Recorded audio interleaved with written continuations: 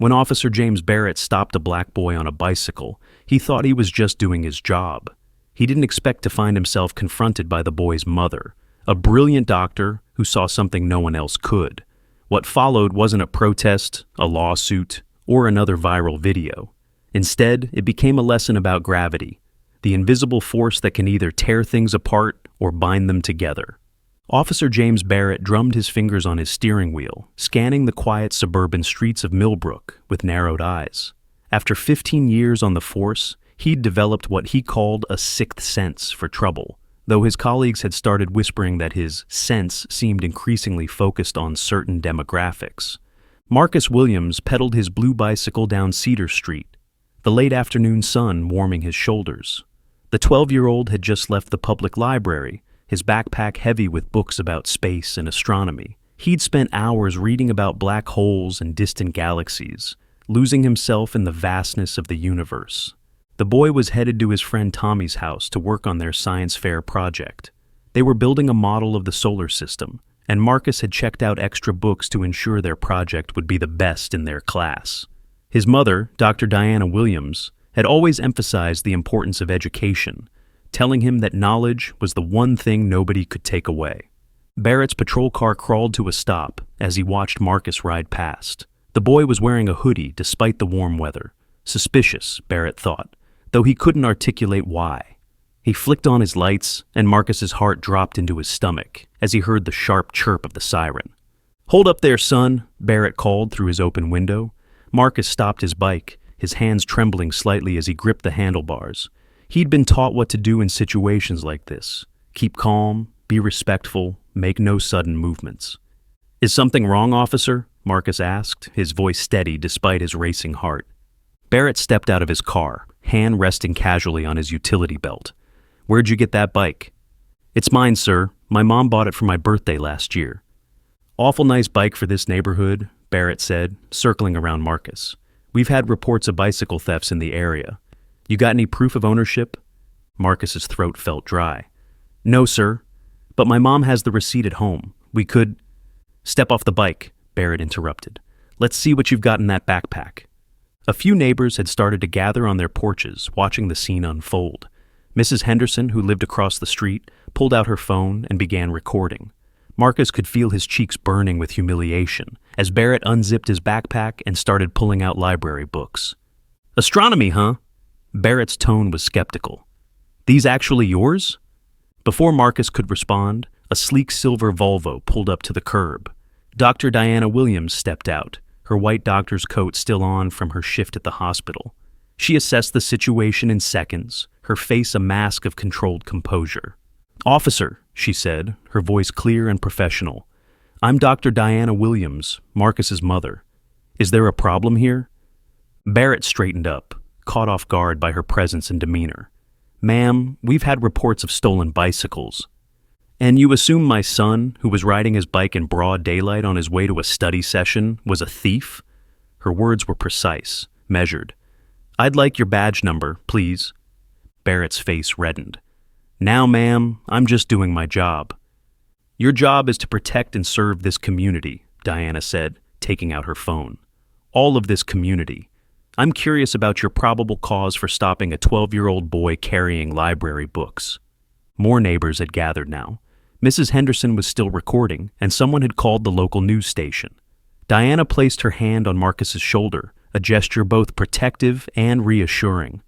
"Marcus," she said, her voice gentle but firm, "would you like to explain to the officer what you were doing today?" Marcus stood straighter, drawing strength from his mother's presence. "I was at the library researching for our science fair project, sir. Tommy and I are building a model of the solar system. These books are about space and astronomical measurements. You can check my library card. It's in the front pocket of my backpack."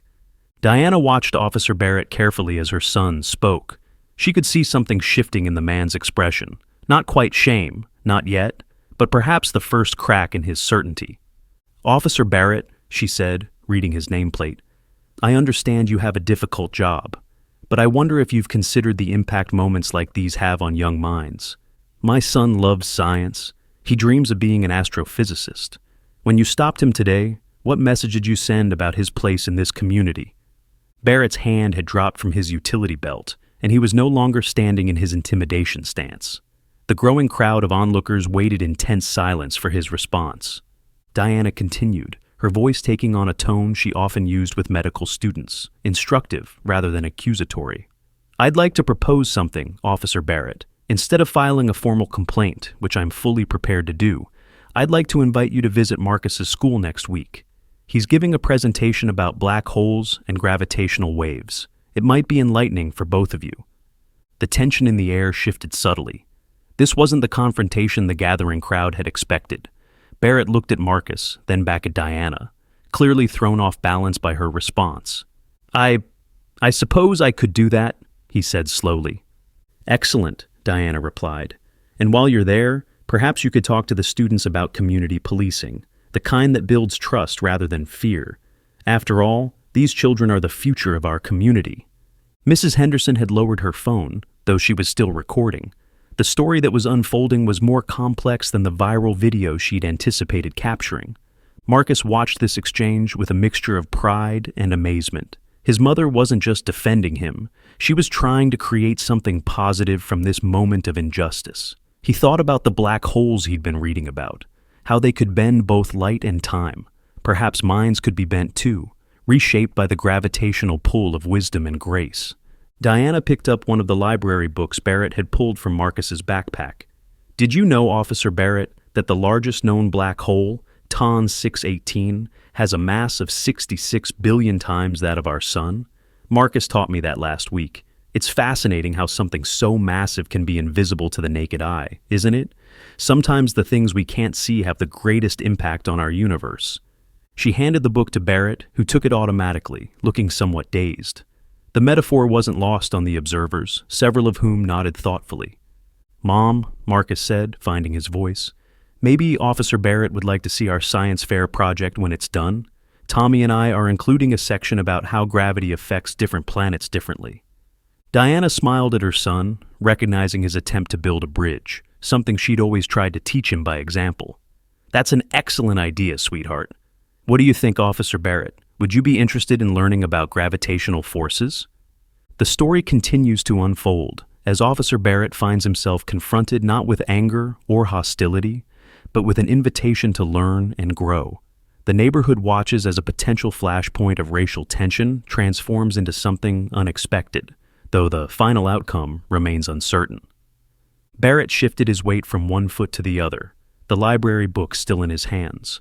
The gold badge on his chest caught the late afternoon sun, sending a brief flash across Marcus's face. For a moment, no one spoke, letting the weight of possibility hang in the air. "I suppose I could learn a thing or two about space," Barrett finally said, attempting a smile that didn't quite reach his eyes. His radio crackled, but he made no move to answer it. In the days that followed, the incident on Cedar Street became a talking point in Millbrook. Some residents shared Mrs. Henderson's video on social media, though it didn't go viral the way similar confrontations had. Instead, it circulated mainly within the community, sparking conversations in coffee shops and at PTA meetings. Marcus threw himself into his science project with renewed determination.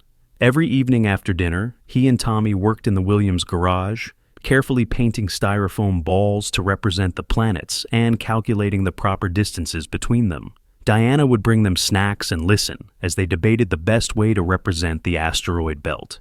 Officer Barrett, meanwhile, found himself thinking about the encounter more than he cared to admit. During his patrol shifts, he'd catch glimpses of Marcus's blue bicycle parked outside the library or chained up at school. Each time, something twisted uncomfortably in his stomach. At the precinct, word had gotten around about what happened and about Diana's unusual response. Barrett's partner, Officer Sarah Chen, finally broached the subject during their lunch break. "So," she said, stirring her coffee, "you're really going to this kid's science presentation?" Barrett stared into his own cup. "Guess so." His mother made it hard to say no. "James," Chen said carefully, using his first name, "maybe that's not such a bad thing. When was the last time you actually talked to any of the kids in this community? Really talked to them?" The question lingered between them, unanswered. At home, Diana was having her own conversations with Marcus. They sat on their back porch one evening, watching the first stars appear in the darkening sky. "Mom," Marcus said, "do you really think Officer Barrett will come to my presentation?" Diana wrapped an arm around her son's shoulders. "I don't know, baby, but that's not what matters most. What matters is how you handled yourself, and what you choose to do next." "What do you mean?" "Well," she said, "when we face injustice, we have choices. We can let it make us bitter, or we can use it as fuel to create change. Your father always said that the true measure of a person isn't in how they handle victory, but in how they handle unfairness." Marcus fell quiet, thinking about his father.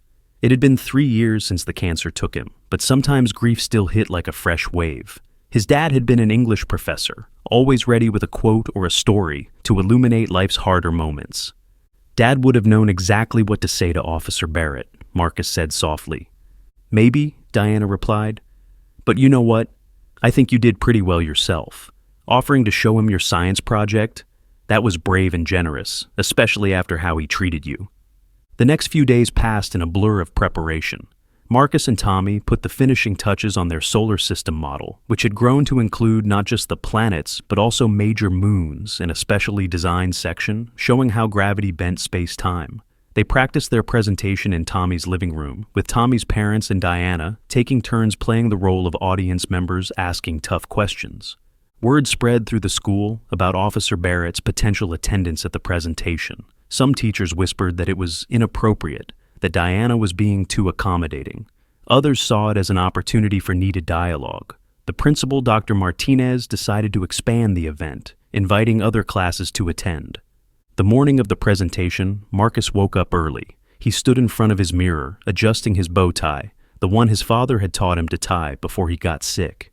Diana watched from the doorway, her heart full of pride and apprehension.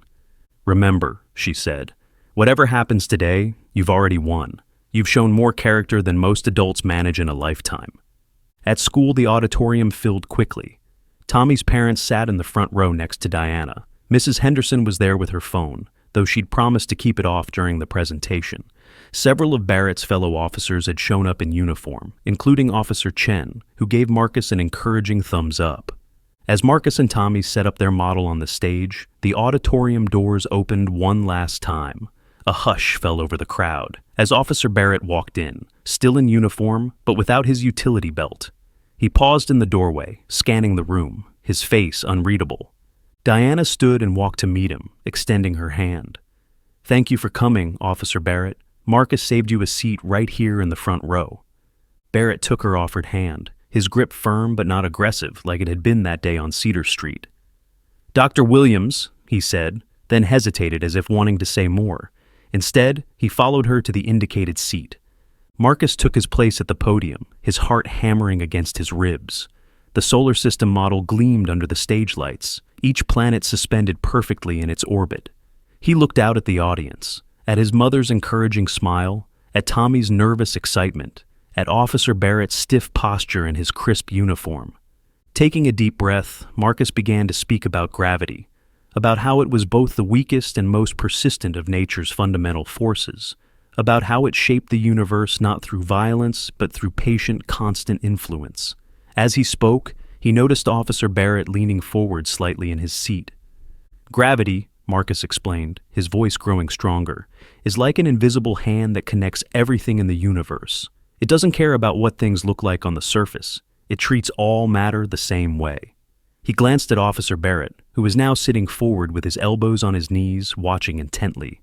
Tommy stepped forward with their demonstration model, a large stretch of black fabric suspended in a frame. Marcus placed a heavy metal ball in the center, creating a visible depression in the fabric. "This is how massive objects like stars and planets bend the fabric of space-time," he continued. "Everything else has to respond to that curve, whether it wants to or not."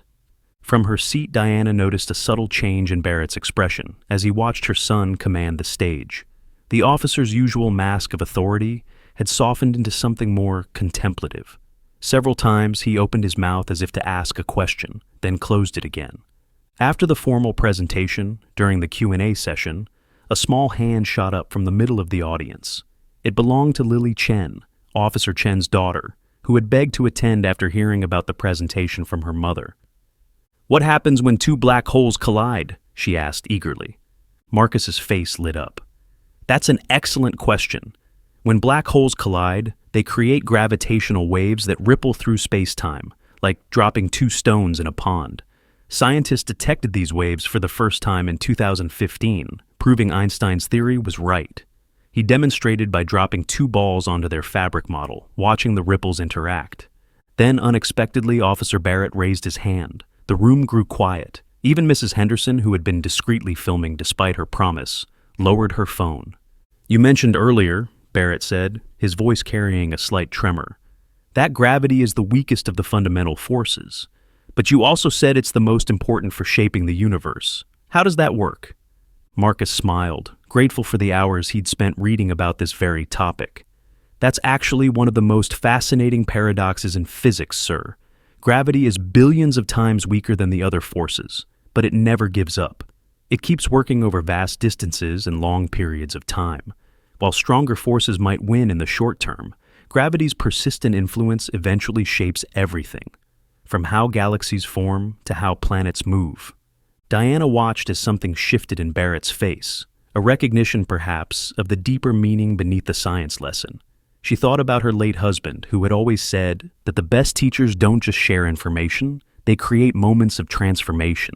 After the presentation, as people mingled and examined the solar system model up close, Barrett approached Marcus and Tommy. He stood awkwardly for a moment, adjusting his collar. "That was quite something," he said finally. "I didn't understand all of it, but I learned a lot." Marcus nodded, still feeling a mix of caution and hope.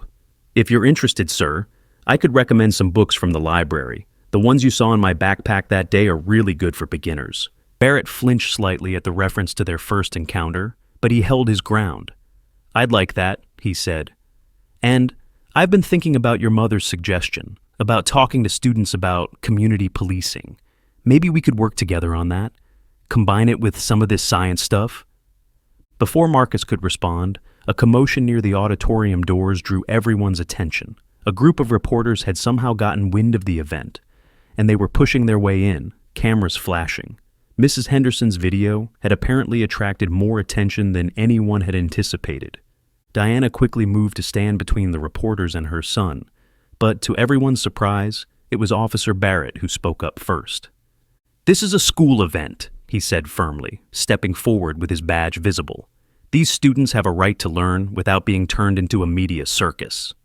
The reporters pressed forward anyway, shouting questions about racial profiling and community relations. One of them thrust a microphone toward Marcus, asking how it felt to be profiled by the police.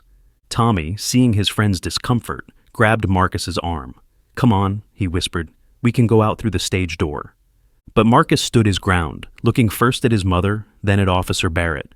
He thought about gravity again, about how it could bring things together or tear them apart, depending on the circumstances.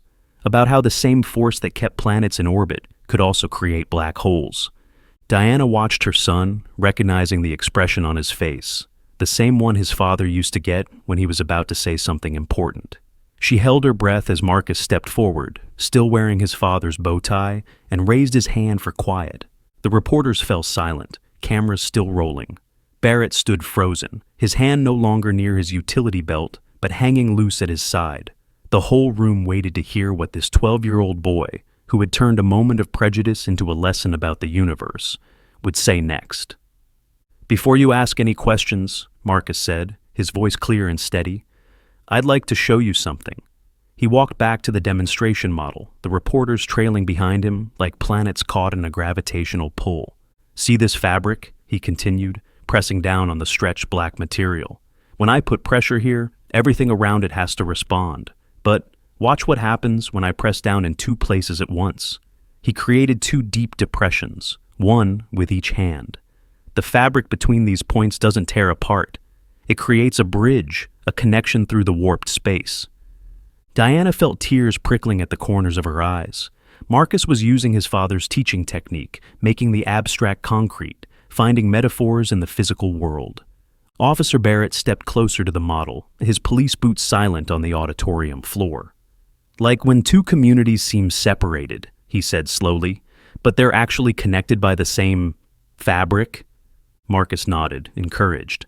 "Exactly. And the connection is always there. even if we can't see it.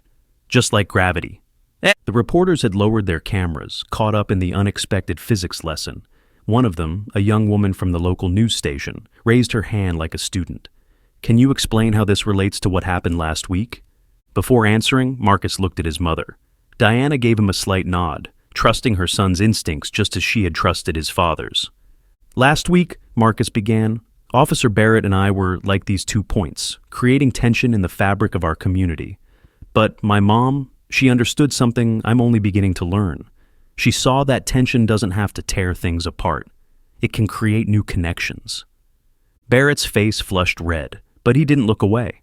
Officer Chen, who had stayed quiet throughout the presentation, moved to stand beside her colleague, her hand resting supportively on his shoulder.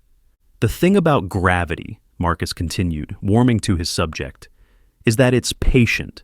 It doesn't force things to change overnight. It works gradually, consistently, until the change becomes natural." He glanced at the solar system model he and Tommy had built. Planets don't fight their orbits. They find their path through the curves that gravity creates. One of the reporters called out, "But what about accountability? Shouldn't there be consequences for racial profiling?" The room grew tense. Mrs. Henderson's hand crept toward her phone again, but Tommy's mother reached over and gently kept her from raising it. Diana stepped forward, her doctor's coat catching the stage lights. "Accountability isn't just about punishment," she said. "It's about growth, about creating spaces where people can learn from their mistakes and do better." She looked at Barrett. "Isn't that right, officer?" Barrett swallowed hard, then straightened his spine. The reporter's cameras swung toward him, but for once he didn't feel defensive. Instead, he felt something he hadn't experienced in years on the force, the humility of being taught by those he was supposed to protect.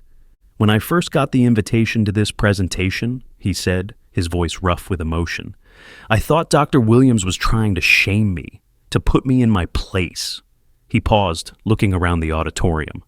"But that's not what this was about at all, was it?" Marcus shook his head, a small smile playing at the corners of his mouth. "No, sir. It was about finding our place together." The young reporter who had raised her hand earlier stepped forward again. "Officer Barrett, will this experience change how you approach community policing?" Barrett looked at the solar system model, at the carefully painted planets hanging in their precise orbits. He thought about how long it must have taken to get each calculation right, to ensure every element was in proper relationship to the others. "You know," he said, "I've been on the force for 15 years. In all that time, I thought I was maintaining order, keeping things in line. But maybe—" He gestured at the model universe Marcus and Tommy had created. "Maybe I've been thinking about order all wrong." Dr. Martinez, who had been watching from the wings, saw an opportunity. "Perhaps," she suggested, "this could be the beginning of a new program, one that brings together law enforcement and education." The tension in the room began to shift, like light bending around a massive object in space. The reporters were still recording, but their questions changed, becoming less confrontational and more curious. Even Mrs. Henderson had forgotten about her phone, caught up in the possibility of something new, emerging from what could have been just another viral video of conflict. Tommy, who had been quiet through most of the exchange, suddenly spoke up. "Hey Marcus, remember what you said about gravitational waves? How they keep traveling through space forever, affecting things light years away?" Marcus's eyes lit up with understanding. He turned to the reporters, to Officer Barrett, to the whole room. "Everything we do creates waves," he said. "The question is, what kind of waves do we want to make?" Diana watched as her son's words rippled through the audience, creating their own kind of gravitational effect. She saw Officer Barrett nod slowly, saw the reporters scribbling in their notebooks, saw her neighbors leaning forward in their seats.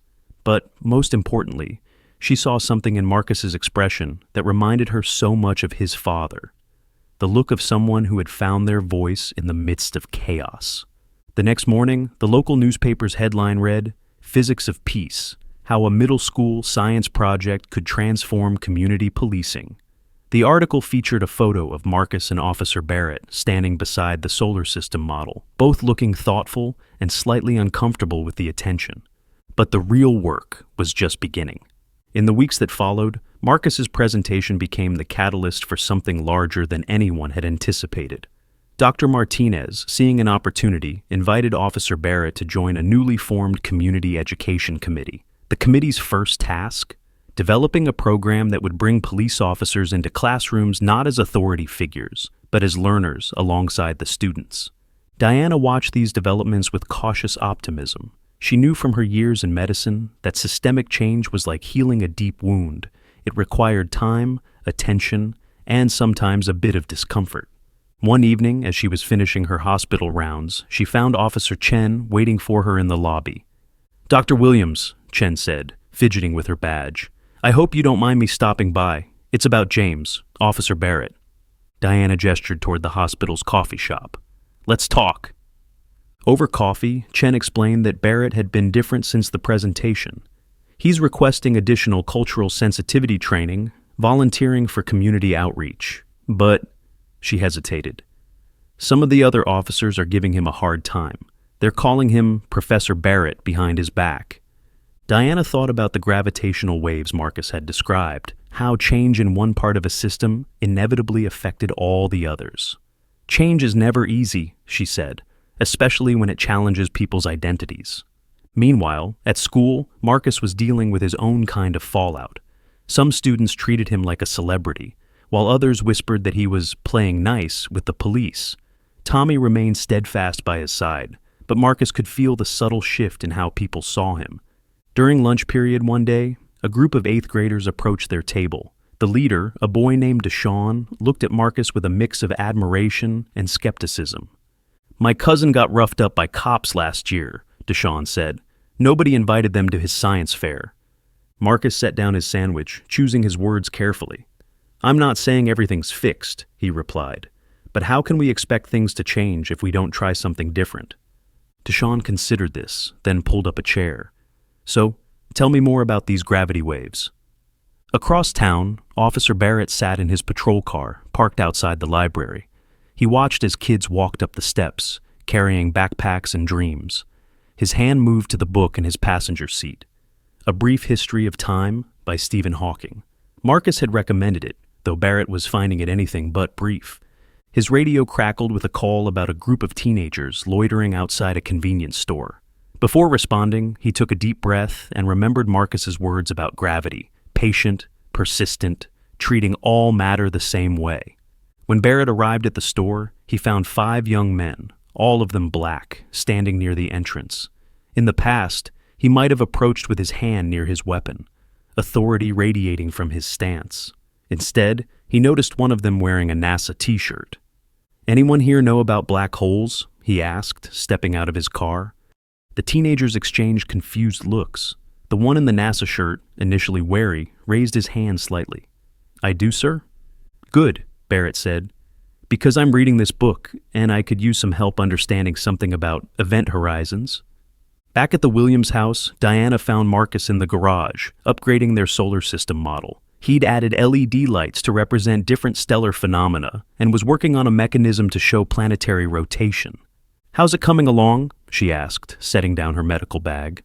"I think I finally got Jupiter's Great Red Spot right," Marcus replied. Then, after a pause, "Mom, do you think Dad would be proud of how we handled everything?" Diana moved to stand behind her son, placing her hands on his shoulders. Through the garage window, she could see Mrs. Henderson walking her dog, waving as she passed. The neighborhood felt different now, not perfect, but more aware of its own interconnectedness. "Your father used to say that the greatest stories aren't about endings, they're about transformations," she said. "And baby, you've started quite a transformation." Marcus turned back to his model, adjusting Saturn's rings. "Officer Barrett asked if I could tutor his daughter in science," he said quietly. "She's struggling in physics." Diana felt her breath catch. Sometimes change came in grand gestures and newspaper headlines, but more often it came in small moments like this.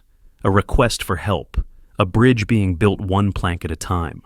As the sun set outside, casting long shadows through the garage windows, mother and son worked on the model together. They didn't notice Officer Barrett's patrol car passing by slowly, or see him pause at the end of their street, watching the light spill from their garage like a beacon in the gathering dusk. The first tutoring session with Officer Barrett's daughter, Emma, was scheduled for a Thursday afternoon. Marcus spent hours preparing, organizing his notes, and gathering simple demonstrations. Diana helped him set up in their living room, arranging snacks and making sure everything was perfect. When the doorbell rang, Marcus's hand trembled slightly as he reached for the handle. Officer Barrett stood there in civilian clothes, the first time Marcus had seen him out of uniform. Emma, a shy ninth grader with her father's blue eyes, clutched her physics textbook to her chest. "Thanks for doing this," Barrett said, his voice softer than usual. "Emma's been talking about nothing else all week." The tutoring session started awkwardly, with Emma barely meeting Marcus's eyes. But when he pulled out a simple pendulum to demonstrate periodic motion, her face lit up. "That's what we're studying," she exclaimed. But Mr. Peterson never explained it like this. As Marcus guided Emma through the concepts, Barrett sat in the corner, ostensibly reading his Hawking book, but actually watching his daughter's excitement grow. Diana, bringing in fresh lemonade, caught him wiping his eyes when Emma successfully calculated the period of oscillation on her own. Word of these tutoring sessions spread through the community. Soon, other students began asking Marcus for help. What started as one afternoon a week grew into a regular study group, with kids from different backgrounds gathering in the Williams living room to learn about physics. Officer Chen's daughter Lily became a regular, often bringing her father's partner, Officer Rodriguez, who admitted that his own son was struggling with science. The living room became a kind of neutral ground where badges and backgrounds didn't matter, only the universal laws of physics. One afternoon, as Barrett was picking up Emma, he lingered in the doorway. "Dr. Williams," he said, "the department is reviewing its community engagement policies. They've asked me to head the committee." He paused, shifting his weight. "I was wondering if you might be willing to consult. Your perspective as a parent, a doctor, he gestured vaguely. "A bridge builder would be valuable." Diana studied him thoughtfully. "On one condition," she said. "The committee needs to include voices from all parts of our community, including those who've had negative experiences with law enforcement." Barrett nodded, not defensively as he might have once, but with understanding. "Actually," he said, "I was hoping Marcus might be willing to speak to the committee too, him and his friends. The younger generation sees things we sometimes miss." From the kitchen, where he was cleaning up with Emma and Lily, Marcus pretended not to hear, but his hands grew still over the physics worksheets they'd been organizing. The changes weren't always smooth. One evening, during a community meeting at the precinct, an heated argument broke out. A local activist confronted Barrett about his past record, bringing up other incidents of racial profiling. The room crackled with tension. Marcus, who was there to present the education program proposal, watched as Barrett's face reddened. The old Officer Barrett might have responded with authority and defensiveness. Instead, he took a deep breath. "You're right," Barrett said, silencing the room. "I've made mistakes, serious ones, and I can't undo them." He looked at Marcus, then back at his critic. "But I'm learning to see things differently. It's like gravity." The activist raised an eyebrow. "Gravity?" "A 12-year-old taught me that the strongest force isn't always the most obvious one," Barrett explained. "Change doesn't happen through force. It happens through consistent patient pressure, through relationships that bend space itself." In the back of the room, Diana felt tears welling up. They were her husband's words, filtered through her son's understanding of physics, now coming from the mouth of a man who had once embodied everything they fought against. Later that night, as they drove home, Marcus was unusually quiet. "What's on your mind, baby?" Diana asked. "I was thinking about parallel universes," he said. "In physics, there's this theory that every decision creates a new timeline. In some other universe, that day with Officer Barrett went completely differently." Diana reached over and squeezed his hand. "But in this universe, you chose to be like gravity, patient, persistent, treating everyone the same way." "Not just me," Marcus said. "You too, Mom. You could have just filed a complaint, got him in trouble. Instead," he gestured at the physics books in his backpack, at the world they were slowly building. As they pulled into their driveway, they noticed something unusual. Their garage door was covered with papers. For a moment, Diana felt a flash of old fear. Had someone vandalized their home? But as they got closer, they realized what they were looking at. Dozens of college brochures had been taped to the door. Physics programs, astronomy departments, space science institutes. And in the center, a handwritten note in Officer Barrett's distinctive scrawl, "The universe is waiting."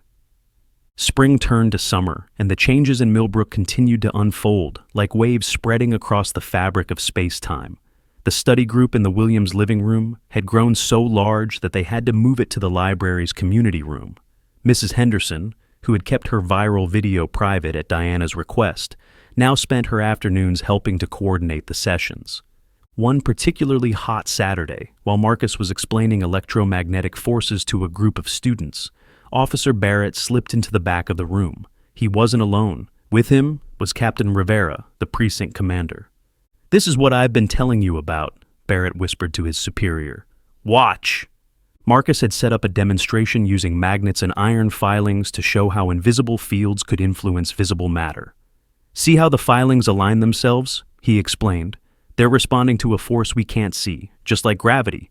And like gravity, these forces follow universal laws. They don't discriminate."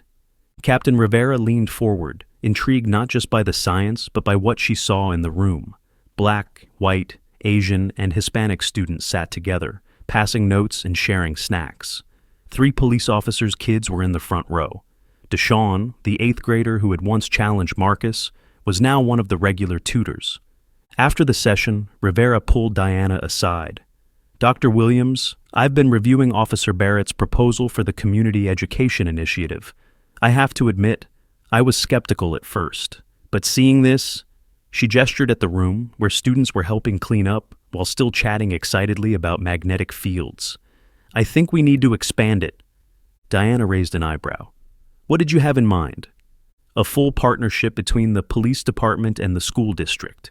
Regular science and civics workshops, joint community service projects, mentorship programs." Rivera straightened her uniform jacket.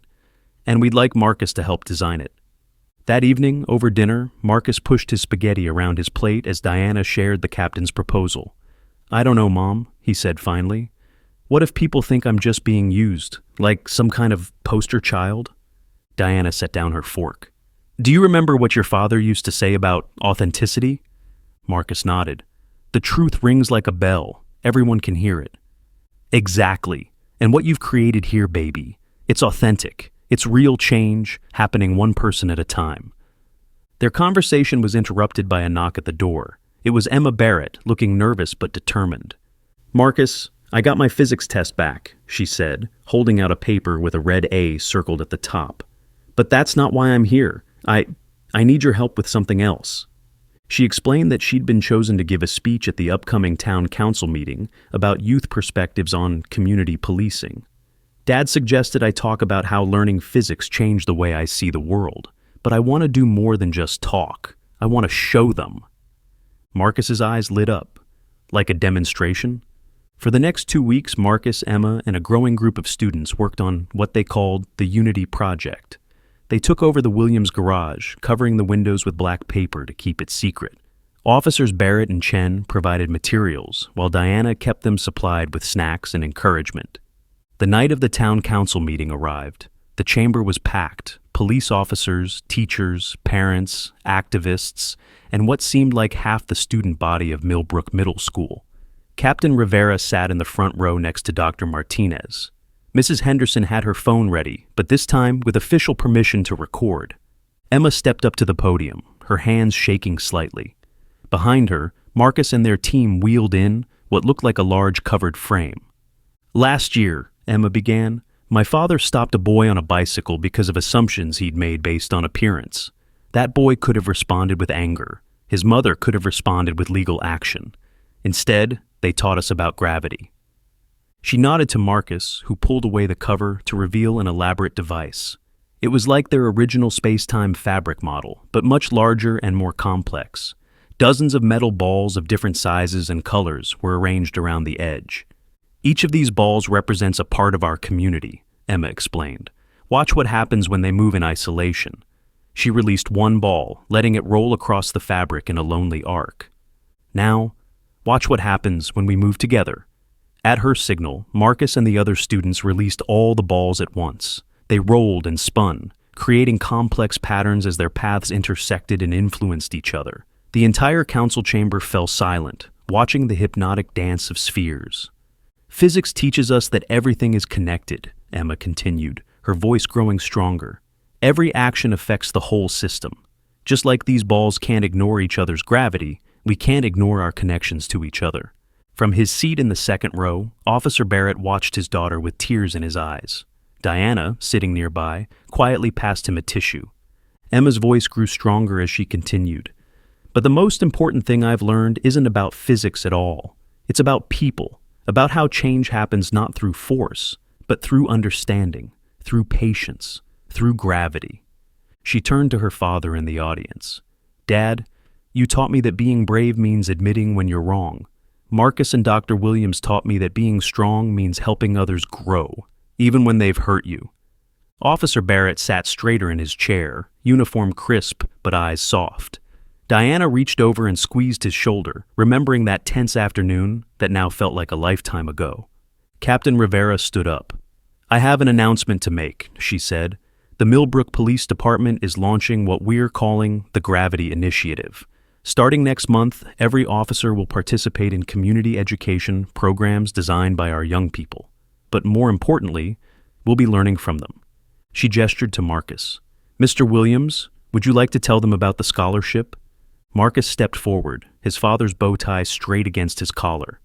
The department is creating a science and community leadership scholarship, he announced, for students who want to build bridges between law enforcement and the community through education. And, he smiled at Emma, it's being named after two people, my father, Professor James Williams, who taught me that education can change hearts, and Officer James Barrett, who proved that change is always possible. Barrett's sharp intake of breath was audible in the quiet chamber. Diana watched as Emma ran to hug her father, their tears mingling. Deshaun stood up from his seat. I'd like to announce something too, he said. Thanks to Marcus's tutoring, I got into the summer science program at State University, and Officer Chen is going to drive me there every Monday so we can continue our discussions about quantum mechanics. Laughter and applause filled the chamber. Mrs. Henderson was openly crying as she recorded everything on her phone. Dr. Martinez beamed from her seat, already making plans to expand the program to other schools. Later that night, Marcus and Diana stood in their garage, looking at the original solar system model that had started it all. Mom, Marcus said softly, do you think this will last, the changes we made? Diana wrapped her arm around her son's shoulders, noting how he was nearly as tall as she was now. You know what else your father used to say? Real change is like the stars. Even after the source is gone, the light keeps traveling, touching things we'll never see. They heard a car pull up outside. It was Officer Barrett and Emma carrying boxes of pizza. Behind them came Officer Chen and Lily, then Deshaun and his family, Mrs. Henderson, Dr. Martinez, and dozens of others from the community. They filtered into the garage, gathering around the solar system model that had become a symbol of their transformation. I brought your book back, Barrett said to Marcus, holding out the worn copy of A Brief History of Time. Think I finally understand it? Well, most of it. Keep it, Marcus smiled. I have a feeling you'll need it for the next phase of the Gravity Initiative. As the impromptu celebration grew, Diana watched her son moving through the crowd, explaining concepts, connecting people, building bridges. She thought about gravity, how it was patient, persistent, and universal. How it brought things together not through force, but through the natural curvature of space and time. In the corner, Emma was already sketching plans for their next demonstration model. Deshaun was explaining quantum entanglement to a group of fascinated police officers. Mrs. Henderson had put away her phone, too engaged in actual conversation to record anything. Diana felt a presence beside her and turned to find Barrett standing there, looking thoughtful. You know, he said quietly, when you invited me to that science presentation, I thought you were setting me up for public shame. Instead, you showed me a whole new universe. No, Diana replied, watching Marcus adjust Jupiter's orbit in the model, his movements precise and purposeful. We just helped you see the one that was already there. Outside, the stars were coming out, their ancient light reaching across vast distances to touch their small corner of the cosmos. Inside the garage, a community continued its own transformation, guided by the patient, persistent force of understanding, as reliable as gravity itself. Marcus looked up at the model planets spinning slowly in their orbits, each one following its path, each one connected to all the others by invisible but unbreakable bonds. He thought about that day on his bicycle, about parallel universes and different choices, about force and gravity and change. And he smiled, knowing that in this universe they had chosen the path of gravity, patient, persistent, universal, drawing everything, slowly but surely, together,